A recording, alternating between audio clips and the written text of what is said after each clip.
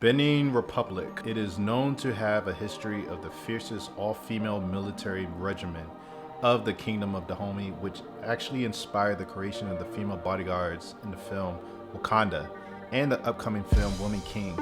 Benin is home to the Temple of Pythons, has voodoo as an official religion, and is a major cotton exporter, whereas cotton accounts for 8% of their exports. By the end of this video, you'll learn a brief history of Benin Republic and also how the Beninese economy has been progressing since independence. Also, as always, I'll share with you some investment opportunities that will be wise for you to pursue, so definitely keep watching till the end.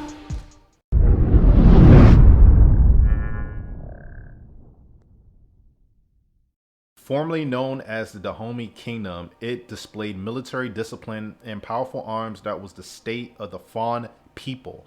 Its power was based upon a highly trained standing army, which included a female contingent, also known as the Amazons by the Europeans, drawn from the king's wives. In the pre-colonial period, the territory comprised of several independent states, differing in language and culture. The south was occupied mainly by the Iwe-speaking peoples, who traced their traditional origins to the town of Tado, which is modern Togo. In the north, the largest group was the Bariba, which formed part of a confederacy including other Bariba states located in what is today Nigeria. The Portuguese first explored the coast of Benin in 1472, but did not begin trading there until 1553. During the 17th century, the Dutch, English, French, and other Europeans also entered the trade. The principal export before the mid-19th century was always slaves. The volume of slave exports was at first small, but it increased rapidly in the second half of the 17th century, when this area became known to Europeans as the Slave Coast and remained high until the 1840s. The slaves exported were predominantly war captives and were drawn from the entire area of modern Benin, including northern peoples such as the Bariba, as well as communities near the coast. Benin gained independence on August 1st, 1960, and Benin Republic is bordered by Burkina Faso in the northwest, Nigeria to the east, and Togo to the west. Benin is roughly the size of Ohio. Benin consists of 5 natural regions.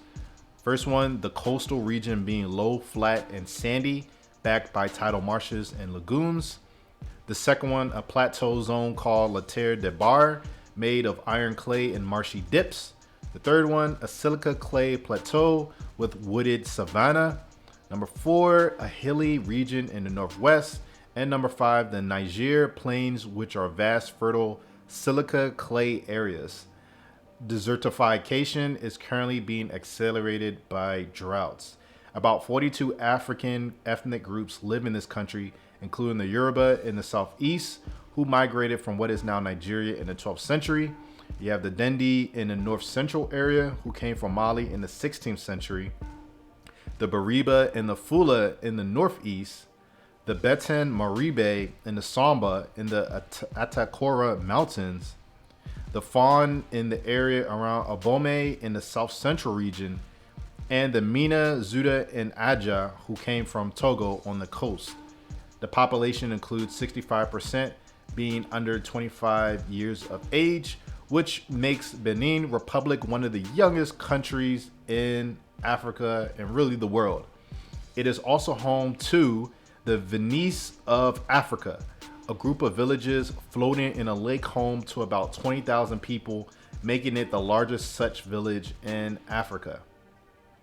Most sectors of the economy were originally nationalized in the 1970s or otherwise turned over to the government control, and economic relations were established with the Soviet Union and other socialist countries, as well as with Benin's neighbors.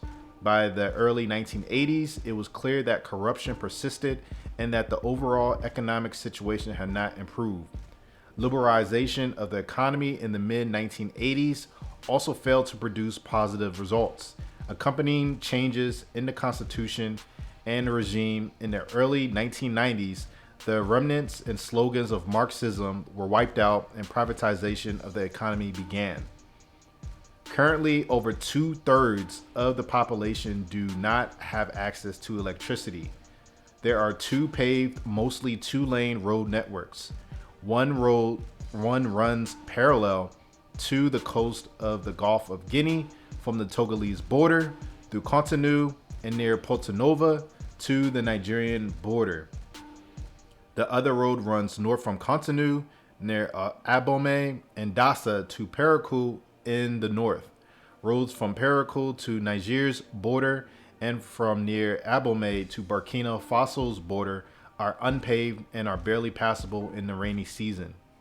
There is a railway from Cotonou to Parakou. Unfortunately, another railroad parallel to the coast does not extend to either the Togolese or the Nigerian border. Interconnected coastal lagoons are navigable by small craft known as piragous. The country's only port is at Cotonou. An international airport in Cotonou links Benin with other countries of Africa and with Europe. There's also limited domestic airline service. Benin has a national healthcare system that maintains hospitals in Cotonou, Porto Nova, Parakou, Abomey, Ouida, and Natingu, in addition to medical dispensaries, maternity centers, and other small specialized healthcare facilities in these and smaller towns. Cotonou has the country's only seaport and international airport. A new port is currently under construction between Cotonou and Porto Nova. Mobile telephone service is available across the country through various operators. Broadband connections are available in some areas. Benin Republic is connected to the internet by way of satellite connections and a single submarine cable, which is keeping the price of data extremely high. Benin possesses roughly 4,200 miles of highway, of which 800 miles are paved. Of the paved highways in the country, there are 10 expressways. This leaves about 3,300 miles of unpaved road. The Trans-West Africa Coastal Highway crosses Benin, connecting it to Nigeria to the east, Togo, Ghana, and Ivory Coast to the west. Benin has been among the most stable democracies in sub-Saharan Africa, but the current president, Patrice Talon, began using the justice system to attack his political opponents after taking office in 2016, and new electoral rules effectively excluded all opposition parties from the 2019 parliamentary elections. The official capital is Porto Nova, but the seat of government is in Cotonou, the country's largest city and economic capital. The majority of Benin's 12 million inhabitants live in the south of the country. Following the 2013 census, this is the breakdown of the ethnic groups of Benin.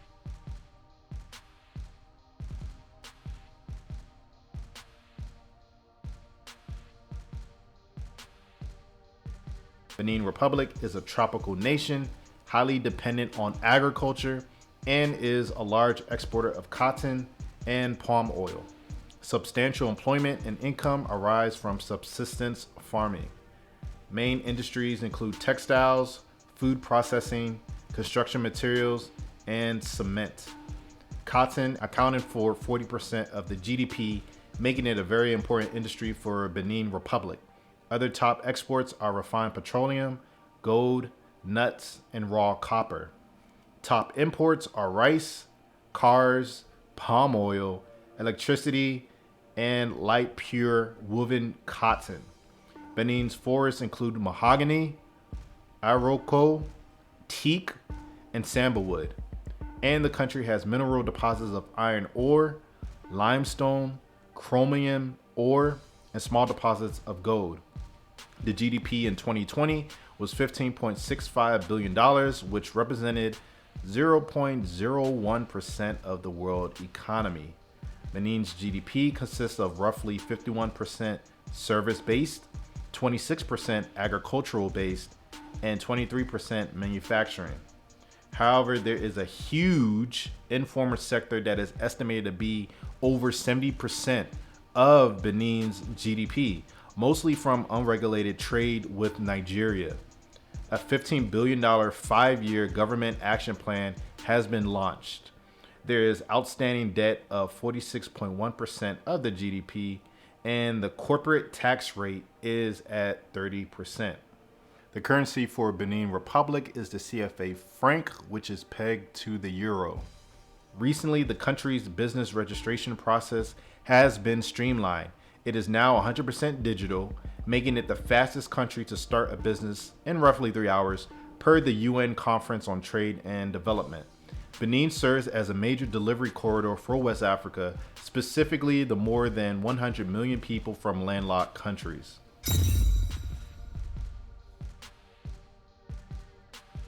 First promising industry is tourism. Tourism is always good. It allows people to view your country. And then if the people like the experience, they'll tell their friends, they'll tell their family, and then word will get out. And then it just means more people come, spend their money. So it's always good. Benin actually has a couple tourist destinations that I want to visit myself. I definitely want to see the Temple of the Pythons. And there's also another water-based hotel experience that I want to see for myself as well. So tourism is always good. Next, you got the food processing systems and agricultural products.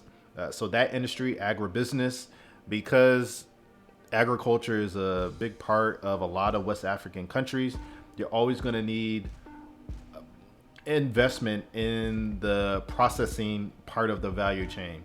So if you're looking at process foodstuffs, food products for export, then that's always going to be a good industry to go into. And Benin does have the land where there's a lot of farmers. There's a history of farming.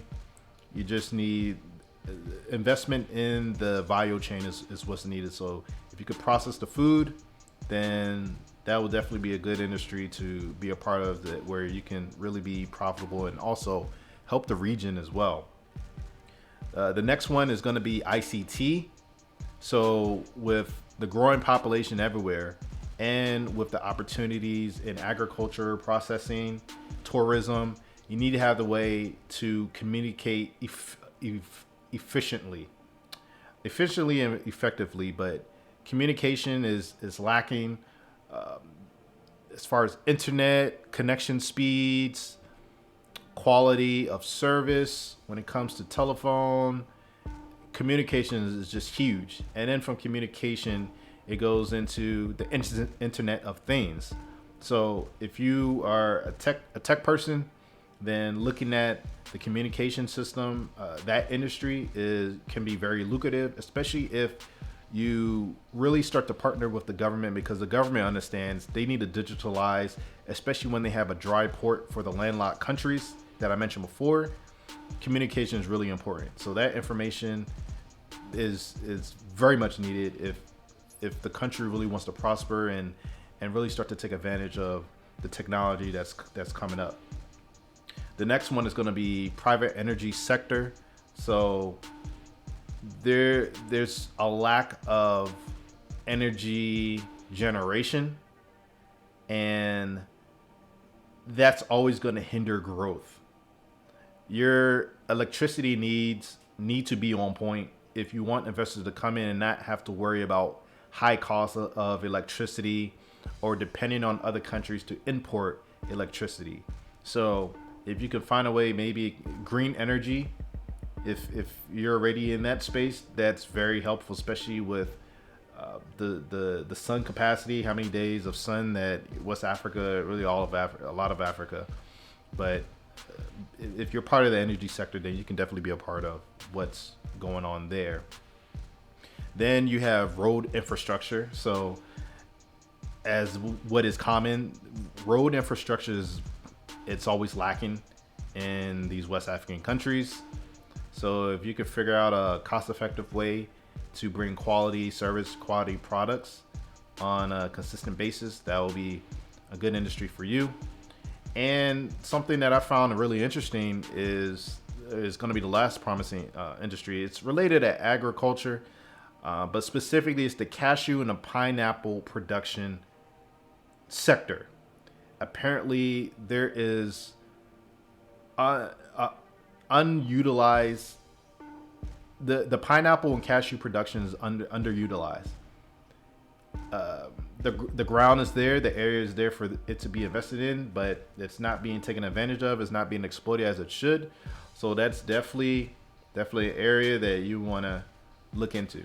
So, if I was going to choose an industry to invest in, I would definitely go with the agriculture sector, simply because it's easy to get in there. You could pick one part of the value chain that you want to be a part of, and then later on you can start buying up different sections. So if you don't want to do farming, you can at least process the crops that are coming from the farm. And when I look at agriculture, I look at it as, okay, it's fulfilling a lot of needs. Of course, people need to eat. Also, it allows me to export products easily. That's what a lot of these countries just want to increase their exports. So I got to think of, okay, what can help increase their exports? I know when it comes to Europe, a lot of European countries like dried fruit, especially mango. Mango seems to be a thing in Europe as far as importing. So I will just focus on agriculture all the way. It's pretty simple. I don't have to really worry too much about my energy cost and other tangibles as much, or not tangibles, but variables as much. And I can get in there, do what I need to do, and then I can expand at a comfortable rate. So I'll focus on agriculture. The tourist sector, yeah, you have some spots, but it's not as developed as a place like Senegal, Gambia. So it's not there yet. It has the potential to be there, but for right now, if I was going to go in there right now, I'll just focus on agriculture and then just reinvest and see if I can look at other industries that make sense. So if you're interested in an entrepreneurial story, I have one for you. Building Ethiopia's first online food delivery company. I'll leave the link in the description below. So I hope this video was definitely helpful to you and that you learned a lot about Benin's economy. I didn't know much about Benin probably a year back. So this video was definitely fun for me to just learn a little bit more about what's going on in Benin, and the fact that you got Yoruba people there speaking Yoruba. So that's always going to be one of my things that I appreciate. If you have any relevant topics that you would like for me to discuss, then please let me know in the comment section down below. And also don't forget to check out this video's description to see some of the resources that I do provide, such as a free ebook on 50 ways to be a millionaire in Africa. Also got my how to plan for effective business course, so you can check that out. And I do offer small business consultation, so you can look at my website and you can definitely book a session if that's what you also need. If you'd like to see more videos like this, then definitely like this video and subscribe to the channel. And please, if you know anyone that can benefit from this content or appreciate this content, then definitely don't keep me a secret. Share this video with them. Share my other videos so that I can really grow this channel. I will really appreciate it. So until the next video, I'll see you later.